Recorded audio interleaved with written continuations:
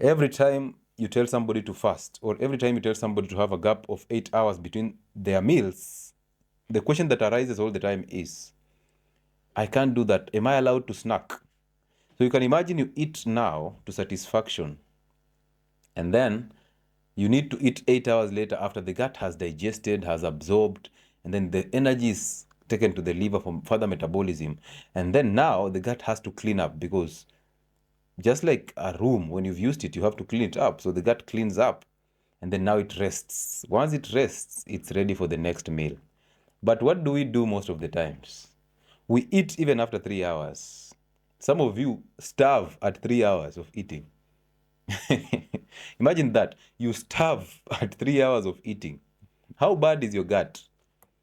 Like every 3 hours, you need to eat. You wake up in the morning, you eat your morning breakfast, of course, all carbohydrates, bread, chapati, eggs, and stuff.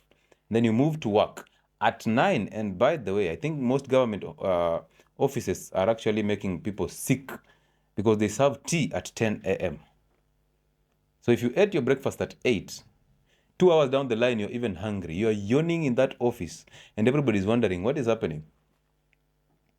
And now they bring in 10 a.m. tea. Of course, you're the first to take your cup. Then you're adding in more carbohydrates at that moment in time. After 10, now, after belching, you become a little active for about 30 minutes or 1 hour. The next thing that is happening is, again, you're yawning and you're even angry. You're becoming more angry at work. And people are wondering, hey, gentlemen, you just took tea, 10 o'clock tea. What is happening?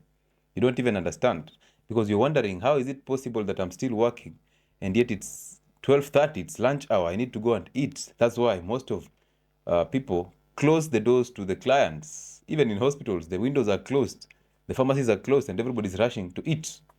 And you're left on the key wondering what is happening. Somebody has to go and eat to satisfy their insulin levels and their cravings.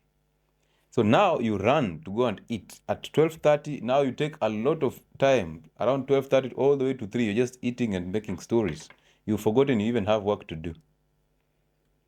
Now you've eaten at 3, and the next thing that is going to happen is, again, at 4, there is tea.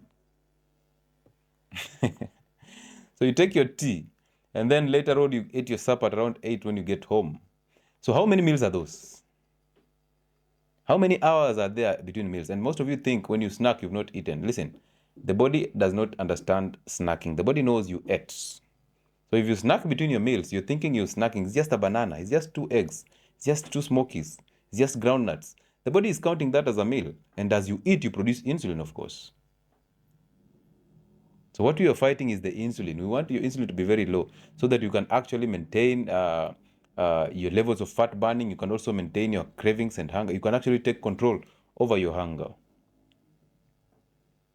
Okay, so anytime you're eating, your body counts it. Anytime you're snacking, the body counts it as a meal, gives you insulin. You store the energy. And sometimes the worst part is, let's say like you eat 2 meals within 4 hours. What is happening is the stomach content has not even been pushed into the small intestines. There's no adequate digestion. So the food that you just ate has already been pushing into the small intestines without finishing the digestion process in the stomach. So now you're pushing stomach content into the small intestine because it has to create room for the incoming food. And as you push that into the small intestine, you're actually pushing acidic pH into the small intestines. And now what you're doing is you're actually overworking your pancreas, because now the pancreas has to produce the bicarbonates to actually neutralize the stomach acid that is coming in with food. That is its normal function. But because all the time you're pushing food into the small intestine, of course, what do you expect? At some point, you'll start destroying the cells that line the small intestines, because the small intestine, the pH is basic. So as you push acidic content straight forward into the small intestine, not only are you having indigestion, you'll also have malnutrition because you don't absorb enough of that food because you do not digest it completely, specifically the protein. And then now you're altering the pH of the small intestines. What is going to happen here?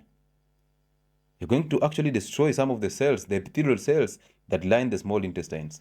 That is now trouble. This is you just creating yourself the duodenal ulcers.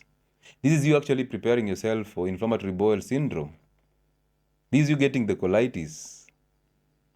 Okay? But then, of course, you'll be told this is an autoimmune. Nobody talks about you eating and your bad eating habits.